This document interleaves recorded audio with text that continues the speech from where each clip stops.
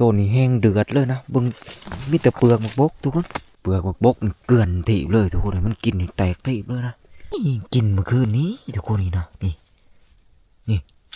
เบิ่งห้อยมันพ้นแขวนี่ทุกคนนี่มักเวอร์มันพ้นแขวนี่มักถอกนี่ทุกคนไปดึงเลย ตู้มันคบกันกากมันกูบ่ทันตัวนั้นกูเขาไปโคมมันอยู่ในฉลามตัวเก่าหั่นล่ะมึกรวยมาฮอดน่ะกูยึดใส่เพิ่นบ่พลาดนะไปน้ำเอามาไปน้ำโลดกูเขาน้ำบ่ได้มันหก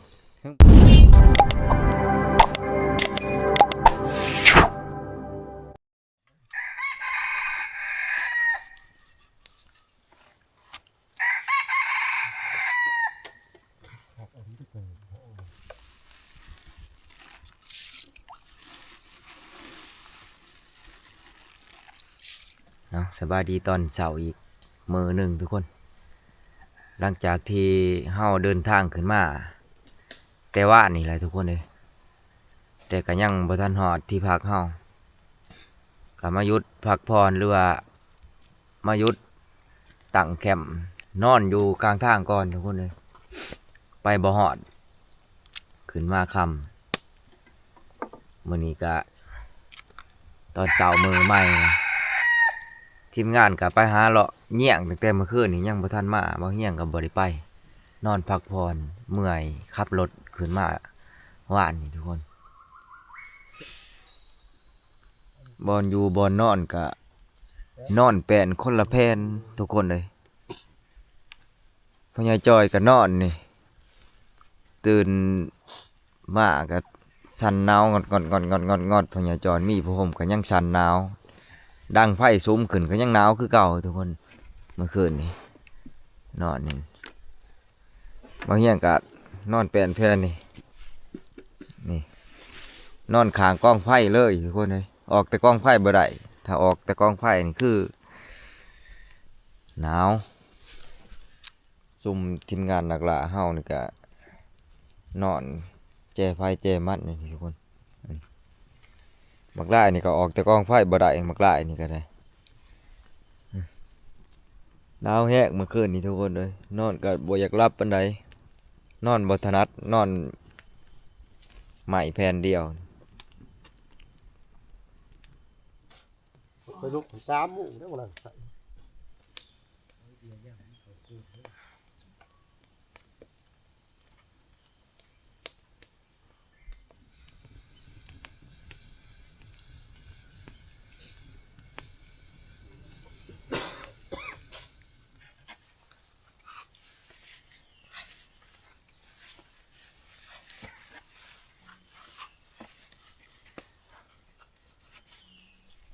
มื้อนี้บ่อยากสิออกมาลัดเสาก่อนทุกคน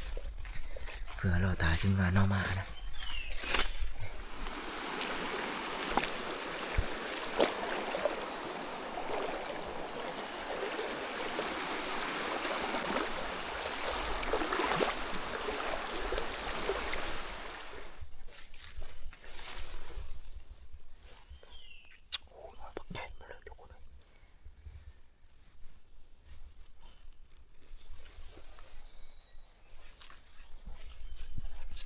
มันเข้าไปในนี้เดี๋ยวบ่อยากสิเลาะสวนไปหมดทุกคนเลยเดี๋ยวบ่อยากสิเลาะสวนโค้งไปหมดเลยมันเข้าไปบ่นี่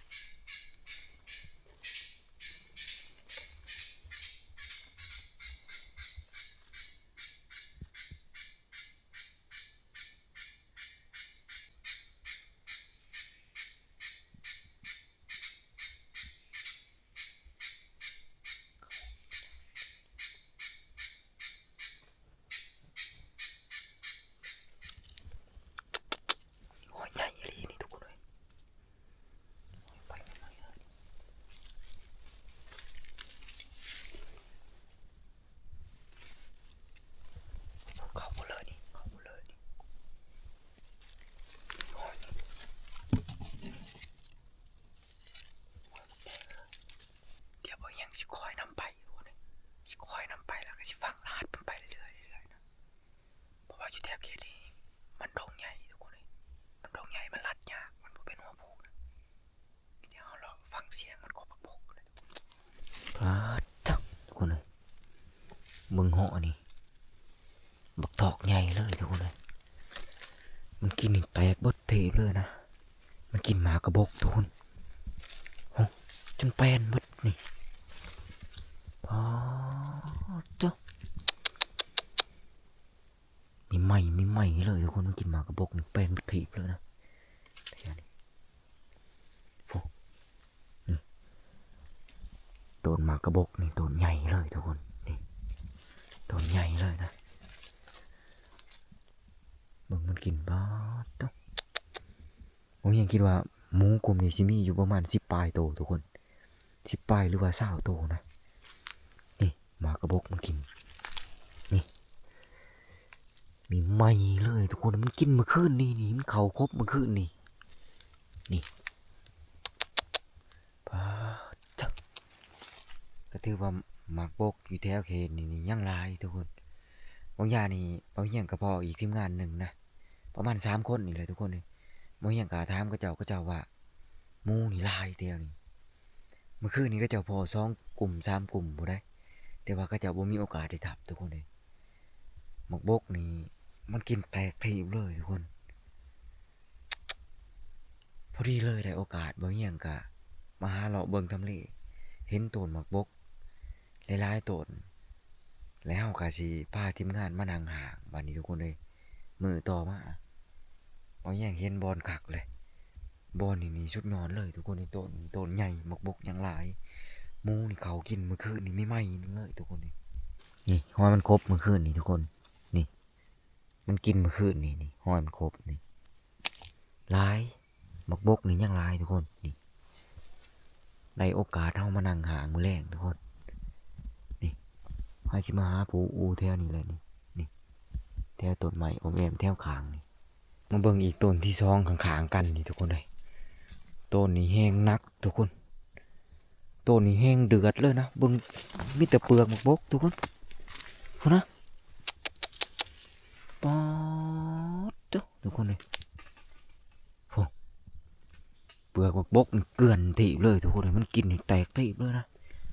ต้นนี้แห้งเดือดทุกคนเมื่อคืนนี่กับเขาครบเมื่อคืนนี่เบิ่งห้อยแต่ห้อยใหม่ห้อยใหญ่ห้อยบักถอกเลยทุกคนเลยนี่กินเมื่อคืนนี้ทุกคนนี่นะนี่ป๊อดทุกคนนี่หมากบกนี่ก็ยังลายเลยหมากบกนี่ต้นมันนี่ทุกคนเลยนี่ต้นมันนี่ป๊อดคนสอนนี่แปลนเบิดถีบขับถีบเลยทุกคนนี่โอ้แทนมีเต็มหมากบกทุกคนเลยโอ้สนุกมันกินแทนนี่มันก็หกแน่ทุกคนเลยมันหกแน่นี่เบิ่งห้อยมันพ้นแขวนี่ทุกคนนี่บักเวอร์มันพ้นแขวนี่บักถอกนี่ทุกคนโอ้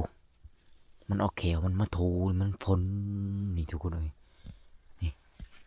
โอ้ขี้ต้มห้อยขี้ต้มนี่ทุกคนความสูงพี่ได้ระดับนี้เลยทุกคนเลยโอ้เนื้อคำบรรยายทุกคนให้ภาพบรรยายแทนนะความเดือดของหมูมันกินหมกบกทุกคนหมูซุ่มหมูกลุ่มใหญ่แตกทีบเลยทุกคนนี่พื้นที่นี่มันเป็นทั้งลมอยู่ก็จริงทุกคนมันเป็นอยู่แต่ว่าขึ้นไปทั้งเทิงนี่มันจะโคกนี่จังหน่อยทุกคนนี่เวลาเฮามาผูกหางนี่กะเฮาส่องไฟลงมานี่แนมเห็นมันยากทุกคนเพราะว่าสัญชาตญาณของหมูป่านี่บอนได้ที่เป็นหกหรือว่าบอนได้ที่มีค้อนมีไม้ยังมันสิมักเขาไปสนแล้วก็ไปคบอยู่ในไปกินหมกบกอยู่ในนี่คือกันกับในผืนค้อนนี่ทุกคนเลยนี่ในผืนค้อนนี่มันสิแป้นเป็นพิเศษเลยนะมันสิแป้นแบบผิดปกติเลยเพราะว่ามันสิกินแล้วมันสิบังโตมันระวังโตมันตลอดทุกคนบอนได้มีผืนค้อนบอหรือว่ามีเงาไม้ใหญ่มันมักเขาไปคบอยู่ในหันนี่คบอยู่ในนี่เลยทุกคนเลยถ้าว่าเฮานั่งสูงนี่โอกาสเฮาสิได้ทับมันนี่ยากทุกคนนะเพราะว่าเฮาส่องลงมานี่เฮาแนมบ่เห็นมัน บางอย่างก็พยายามหาบอลทำเลสินั่งห่างอยู่ทุกคนเลยแต่ว่าใบใหม่นี่มันตึบเกินนะอยู่แถวเทิงนี่มันยากนี่ทุกคนถ้าว่าเฮาได้ทำเลบอลนั่งห่างดีๆนะก็คือลอยเลยทุกคนบางอย่างคิดว่างานลอยเลยนะเพราะบกแท้นี่ก็หลายหมูป่าแท้นี่ก็หลายมันเป็นดงใหญ่ทุกคนเลยมันบ่ได้เป็นหัวผู้แล้วก็บ่ได้เป็นสันผู้มันเป็นดงใหญ่แบบดินเพียงเลยทุกคนเลยวันนี้สัตว์ป่ามันหลายวันนี้ทุกคนถ้าว่าเฮามานั่งห่างนี่ก็คือเฮาย้ายทีมงานไว้เลยทุกคนเลยคนหนึงนี่นั่งนี่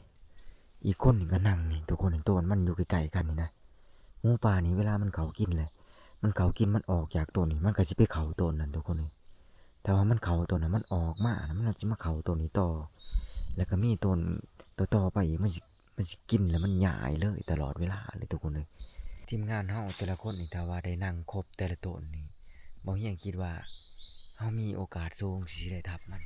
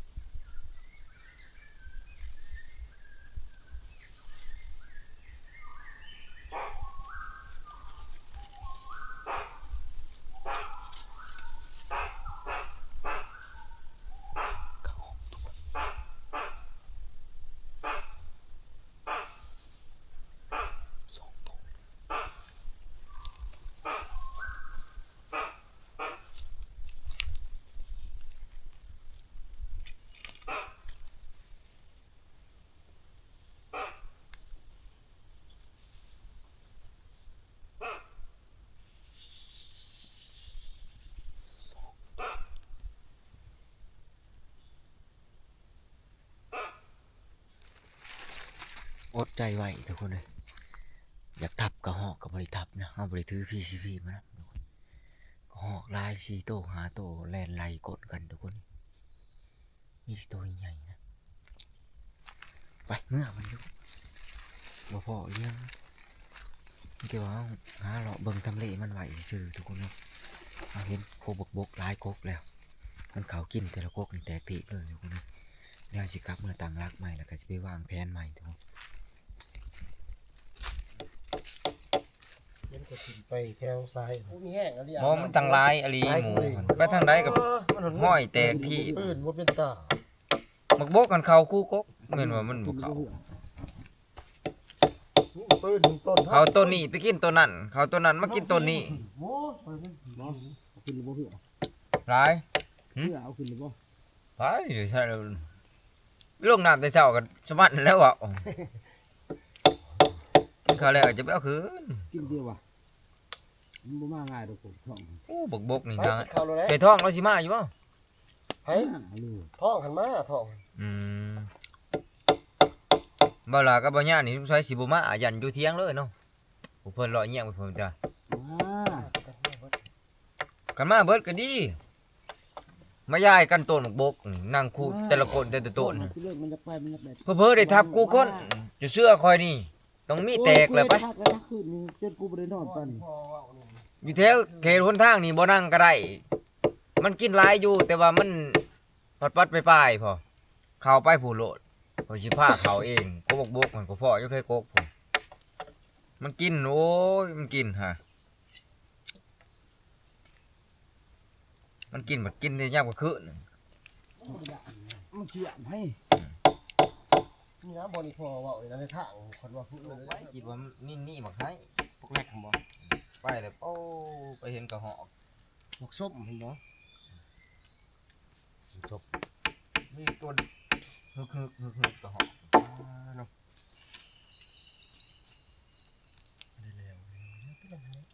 นนี่บาทเนาะจะว่าให้จุ่มกันอยู่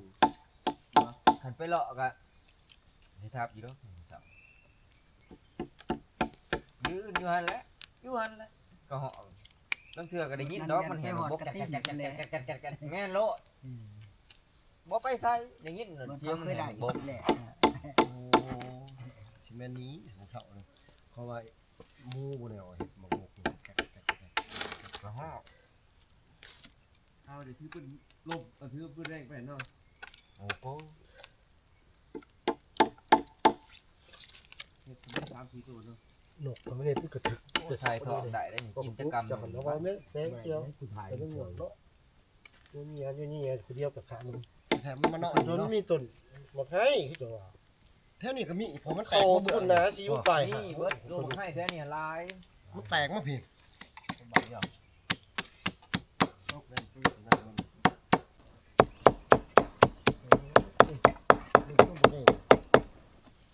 ดูมันถือขวดนั่นสิ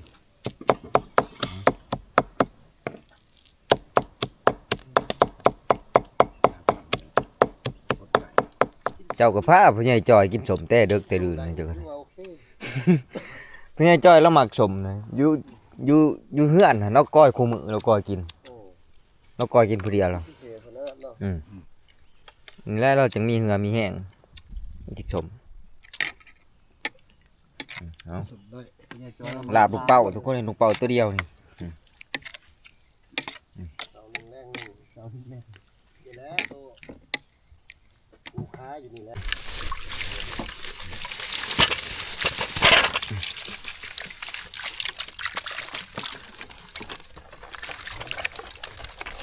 แป้งจะอ่อนพอดีเนาะเอาเลยเขาคือสิบแข็งคือเก่าอยู่แล้วนี่มันคือว่านนี่เลยมาทุกคนกินข้าวน้ำกัน โอ้ยงาน ทั้งหมดแล้วพอ ลาบลูกเป้าทุกคนเลย งานมันคือวันดี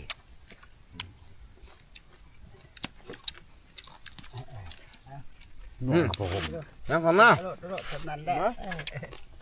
ปีมีมึงหน้าเป็นหัวใช่หรอครับ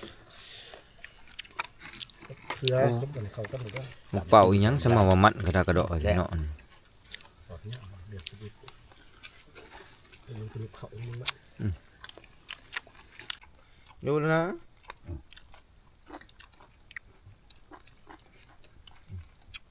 เอาแต่จุ่มในผ้าหน่อยมาโหมกันเนาะ ยางไม่ยางมองมาก เดี๋ยวเขาแล้ว พวกเขามีประสบการณ์นะมีโอกาส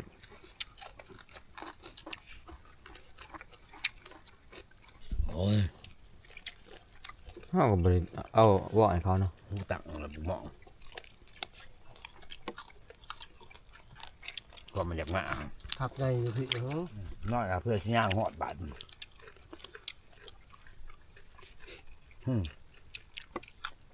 เพราะมันอย่างนอนจะอยู่เพื่อแต่คุ้มด้วยสิ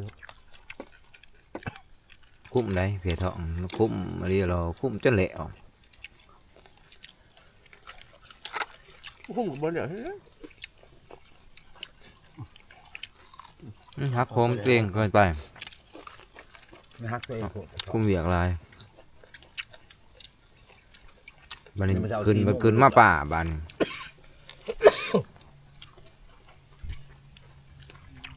เจ็บที่ไปหาไปเสา บ้งลงนี่เอาเกือบ เขามักวัดใจแต่เขามักสไตล์ของนี่อีก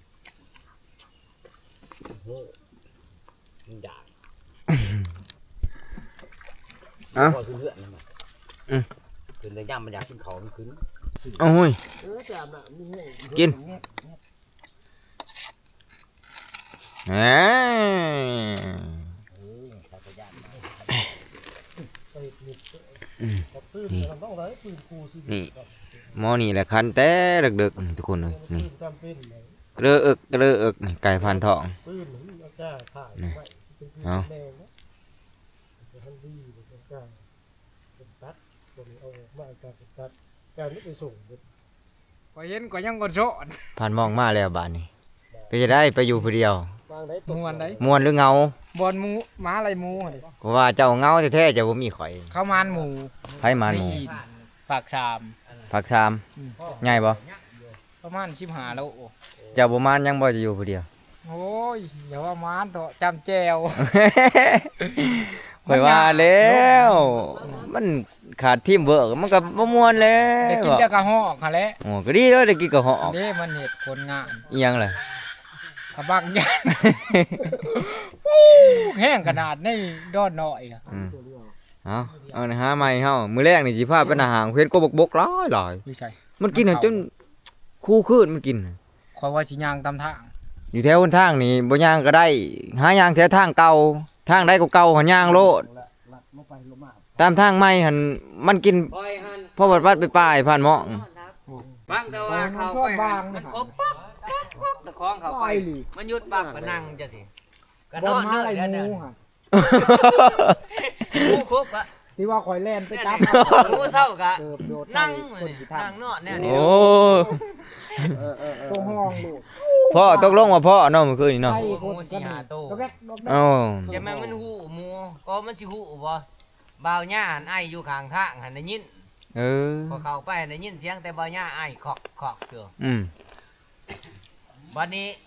พอเข้าสิฮอดมันแล้วบัดนี้ มันผัดมาเกี่ยวมาทางดัง อืม เกี่ยวมาทางดังตะคองได้ยินมันย่างขวา โคมข่อยหัน ทาง ร ดั ถ ง โคมข่อย เปิดไพ่ขึ้น แต่ก็วี่ไพ่ใช่มันบ่นี่มึงตื่นเลยจัก โอ้ยมื้อแรง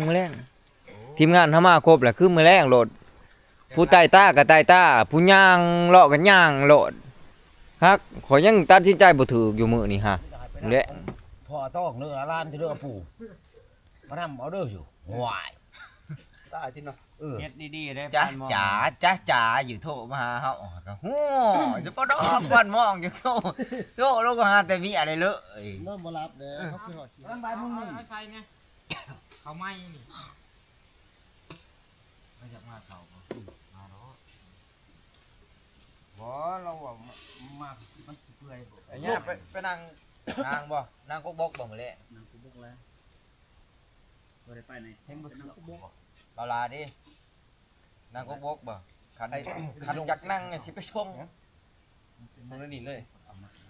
หรือมีบ่นั่งล่ะบ่ แล้วก็เห็นยังบ่มีที่ว่าต้นบกปานนี้นะขอบครับ ฮะ ไปนั่งคุณโน่บนพระบาวเฮียงผ้าไปนั่งโน่น แม่นไป บนนี้มันใกล้พวกคอยสิเลาะ บอน บน มันลอยโลด ไปเบิ่งเหือเฮาบัดนี้ทุกคนจักสิอยู่จักสิย่างเหือก็ได้เสื่องป้าไว้หลายเดือนทุกคนเอ้ยนี่ถือไม้พายมาแต่บ้านเหือเฮาก็มื้อนี้ก็สิได้ใช้งานทุกคนสิไปหาเลาะไต่ตาขี่เลาะตาม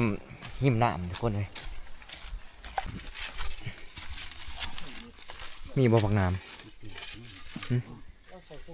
ช่องมึงเบิ่งเห็นบ่ลำมันจักวันขี้ดินทมบ่จักบ่ฮันดิหันอยู่ในเงาอันน่ะฮันดิบ่แม่นบ่สนเหือแม่นบ่คืออีหยังขี้ดินทมบ่จักคนเชื่องมาทางนี้ได้เห็นบ่โอ้ยนี่แหละทาเหือเฮาทุกคนเลยจักอยู่จังยังน้ำเย็นขนาด ร้อยปามปะมวน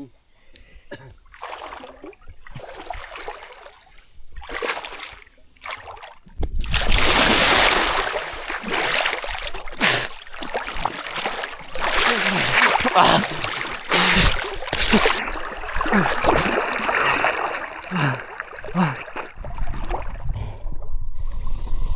ึงใช่เลยคือบ่เห็นโอ้นี่ดิโอ้ยมาโหลดพ่อมาพี่มากึ่งเอาน้ำกันนี่มันฝังขี้ดินไว้นี่ยังอยู่ทุกคนนี่เด้นี่มาเฮียงผูกไว้นี่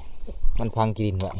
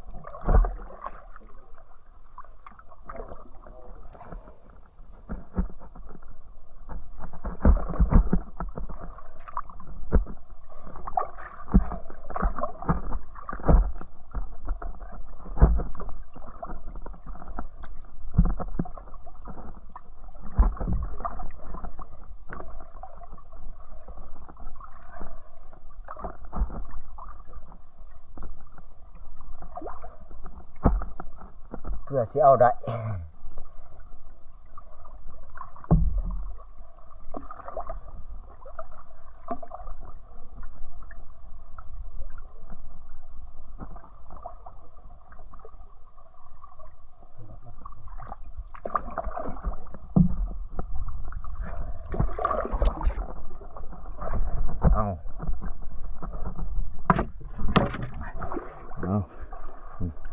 โอ้ไม้ฟ้านี่ผสมกับเหือเนาะเตรียมพร้อมใช้งานบัดนี้เหือเฮา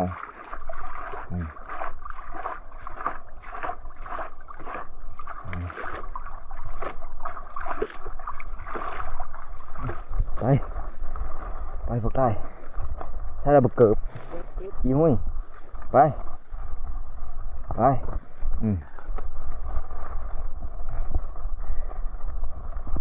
มาปลารอบนี้เขาแบ่งทีมกันออกเป็น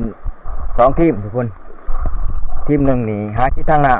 ำแล้วก็อีกทีมหนึ่งนี่หากินทางบก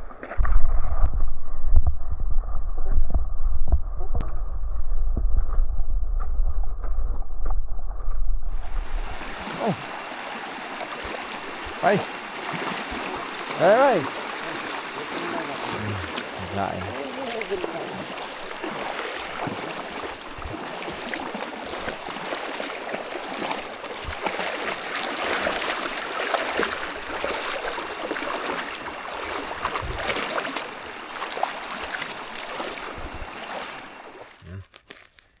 ตอนนี้เขากลับมาที่พักใหม่อีกเทื่อหนึ่งทุกคนกลับมากินข้าวก่อนมากินข้าวแรงแล้วก็อย่างที่พาทีมงานไป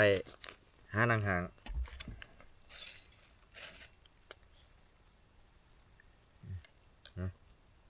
กองทัพต้องเดินด้วยท้องทุกคนเลย วันนี้สิย่างไปพุ่นทำบ่ ฮะ ทำให้ ไปโอ้ย่างไปผูกอันน่ะด้านพลังพูดเลยทำพี่หลอกพูดเลย มีอะไร งัวพวกเพิ่นอยู่พุ่นนี่ บ้านไหนนี่ ด้านใหญ่พวกนี้ ยูทูบเบอร์กันบ่ บ่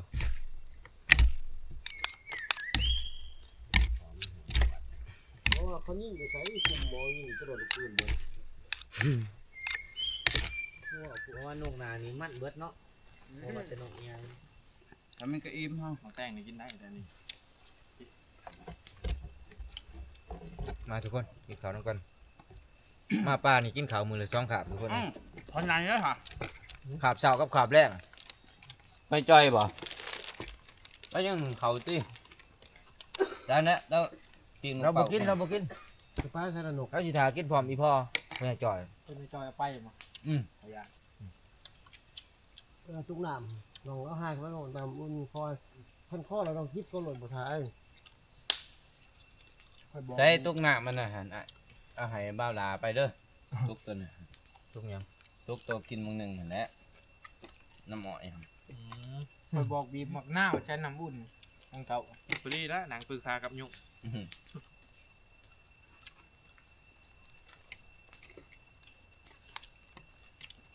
เอาเบิดเด้อ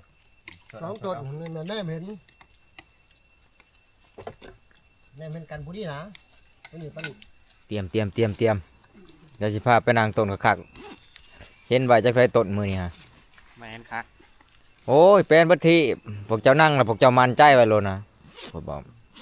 จัดไป เตรียมอุปกรณ์ก่อน บ่ให้ลงได้แหละนั่งคุ้งเส้นคุ้งว่าได้ แจ้งบ่จังลง แจ้งจังลง จังลงเนาะ โอเค มันเข้ามันสิเข้าได้ประมาณ10โมง11โมง2โมง4โมงมันเข้าประมาณนี้แหละหมู่มันเข้า เป็นจังหวะเนาะ เป็นช่วง เป็น ครับ เป็นจังหวะเป็นโมง มีแต่ว่าอดทนนั่ง โอเค ไปบัดนี้ทุกคนเดี๋ยวบ่เฮียงสิไปส่งบ่ย่ากับบ่าวหลาใส่ต้นบกทุกคนต้นบกตัวที่บ่เฮียงเห็นไว้นะใส่พวกเพิ่นนั่งห่าง2คนมื้อนี้ทุกคนเลยไป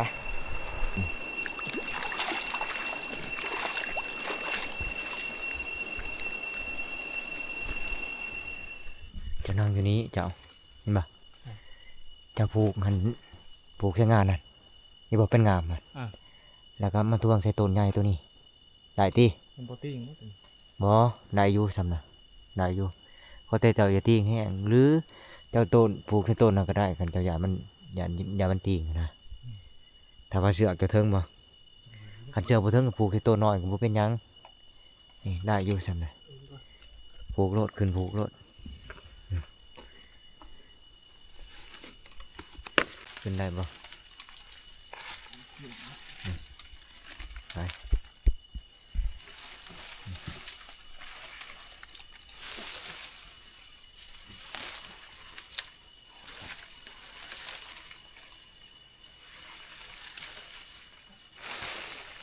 ดึงโลด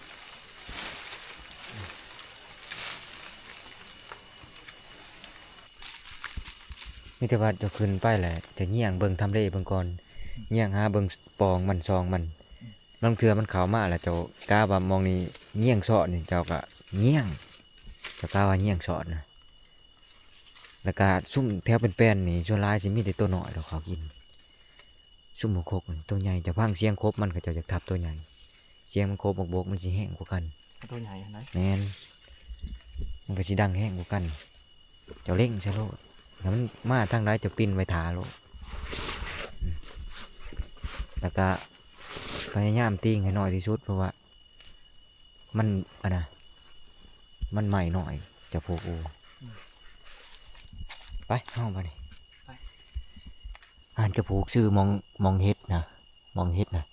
ก็ผูกตวงไว้ใส่ต้นตัวนะนี่หักงามาอาจจะหักออกงามา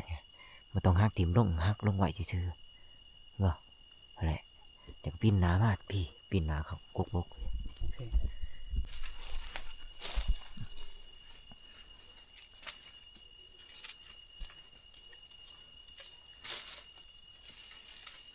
จะปิ้นหนาเขาหน้าอีกเด้อเห็นปะมันสิมาทางไหนทางเถื่อปิ้นหนาเขาต้นมกบกจะเตรียมโลแถวนี้มันเป็นเจ้าทับง่ายอยู่ดอกแต่มันเข้ามาจะฟังเบิ่งแถวนั้นบอลหกจะเงี่ยงเบิ่งก่อน เขาผูกนั่นมันถือเป็นน้ำถือได้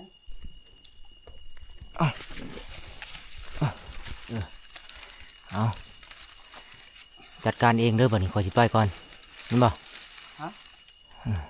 มีแต่ว่ามีสตินั่งแรงไปจะไหน มันหักน้ำบ่ได้ ฮะ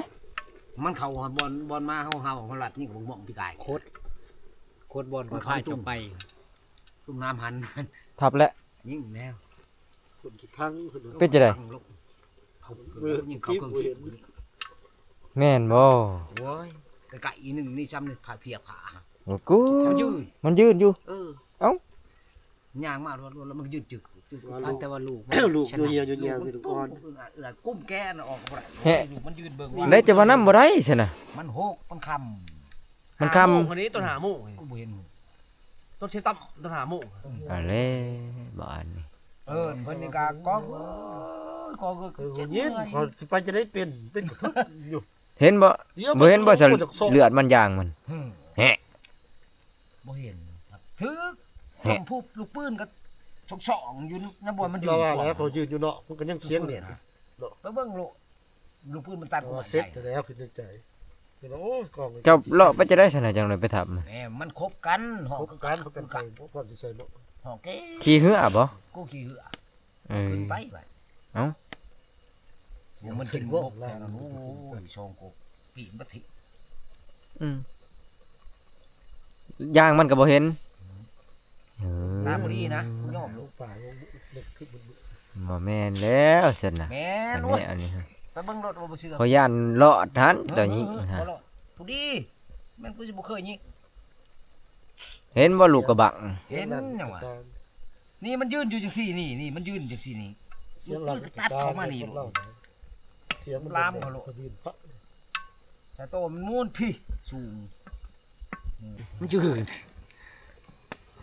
ลูกมันด้านมันรังผึกรวยมาหอนะพุ่นยืดใส่เพิ่นห้องเขานั่งถาเพิ่นได้ เห็นเบ่ต้นบ่โต เบิดคนนี้ยินเสียงเพิ่นโคบโบก โอ้ยไปทับจะได้ดีจะให้พระที่พ่อนี่ บ่พลาดนะไปน้ำเอามาไปน้ำเอาโลดกูเขาน้ำบ่ได้มันหก ถึงบ่ได้สิเอามาไปนำ มือเช้า อื่นเสือกพุ่น มันครบมักโบกตู้กูยิงตู้มันครบกันกางมันกูบ่ทันตัวนั้นกูเขาไปโคมมันอยู่ในสลามตัวเก่าหั่นล่ะมันหกมันเชื่อกัน เบิ่งแตกที่มันขูดโอ้ยโทษหมูนะฮะไปยิงมือก็ได้ยิงนะฮะมื้อเช้านี่ก็บะพวกหมู่บ่อู้ยิงนะฮะบ่อนเก่าฮะบ่อนกูยิงนี่ได้ยิงนะฮะมื้อเช้าบ่ถึกแล้วว่ะมันเฉลียงออกสิยิงสอง เบิ่งจะได้จะว่าบ่เห็นอย่างมัน มันบ่เห็นมันมือ เห็นบ่สะหอยมัน เห็น มันแล่นหั่นได้ เออ แฮะ กูนำไปหอดมันเข้าป่ากูป้านำน้อยเดียวหนึง บ่หันเขานะ มื้อหนาบ่ทันวาง10กุมิตรเขานะ เก้ยบ้านนี่ที่มันคัก เอิ้นเพิ่นว่ามาน้ำก็บ่เด้อมาเด้อกับมีดกล้องเลยกล้องคือโอ้ย โอ้ซองไปจนหมดจากโซ่จะสิหมุนไปแบบไร คักบ้านนี้ได้ยินว่าเจ้าก็ได้ ได้ยิน เพิ่นบ่ตอบเพราะผม เบิ่ง เออ ตอบเพิ่นก็ตอบจะซองบ่ไปเดี๋ยวไหนวะ สิเป็นจะได้ก็มีแต่ว่ามื้ออื่นพุ่นแหละสิได้เอามาไปนํทุกคนเลย เอิ้นโอ้ยน้ำบ่ได้โอ้ยพกคัก เพิ่นยิงแล้วก็เพิ่นนำบ่ได้มันหกแล้วก็มันมืดก่อนมันค่ำก่อนสายตาก็บ่อยากดีปานใดผู้เฒ่า ตั้งบ่ดีโลด มันคักบ่ดีก็บ่ถือบ่จัก ทั้งเทื่อนี่มันถึงคันมันแล่นทูไปหันเห็นหอยมันฮะ พุบลงบ่เจ้าเห็น พูบโลดเป็นแป้นนึงได้ เออ กุ้งใหม่มันสิสูงมันยืนวิดกุ้งใหม่เบิด แต่ว่าก็ใหม่เนาะ กุ้งใหม่น้อยๆอุ้ม โอ้ยบ่ยังสนะทุกคนเลยบ่ยังแล้ว ก็ ถ้าเจ้ามั่นใจว่าถือนี่มื้ออื่นนี่แก ถือ เอามาไปนำนี่ก็พอโลด แต่ว่าตอนนี้นี่มันมืดก่อนมีแต่ว่ารอถามื้ออื่นให้มันแจ้งให้มันสว่างก่อนทุกคนเลยตอนนี้ยังเป็นหัวค่ำอยู่ก็จริงแต่ว่าทีมงานเฮาเพิ่นไปเบิดแล้วบ่เฮียงก็มาแต่ส่งเบาหลากับเบาย่ามบางอย่างนี่ทุกคนเลย อะไรวะเอาเดี๋ยวก่อน ฮะ อุ้มไม้แค่นี้เนาะ อีพอยิงแล้วบัดนี้ทุกคนเลยใหญ่บ่เจ้าว่า ว้ายกูเบิ่งกัน6-70 โลโอ้โหหมู อืมเอาแต่ว่ามันลมแท้ๆมื้ออื่นน่ะสิพอ เอ้า โลมือ ถ้าบ่บอก มีแต่ว่ามื้ออื่นจะติดตามกันใหม่ทุกคนเลย บ่ สิได้หรือบ่ได้หรือว่าสิล่มหรือบ่ล่มก็สิได้ฮู้ในมื้ออื่นพุ่นแหละเฮาสิเอาน้องมาไปนํแต่พอนี่เพิ่นทับแล้วสำหรับมื้อนี้ทุกคนเลย กระพันหมอง แล้วก็มื้อแรกนี่หลังจากที่เฮาพักผ่อนแล้วแล้วก็สิไปไต่ตากับพันธุ์ทองแท้ทุกคนสิตีคู่กับพันธุ์ทองแท้นะ แล้วก็ทีมงานเฮานี่ก็ยังลุ้นนำพวกเพิ่นอยู่ได้สองคนนี่ หัวกัน จักสิได้ทับหรือบ่นะสองคนบ่ล่ะกับบ่ยะ ครั นี่ บผมดาวสั่น มีแต่ว่าติดตามเบิ่งกับชมนำกันทุกคน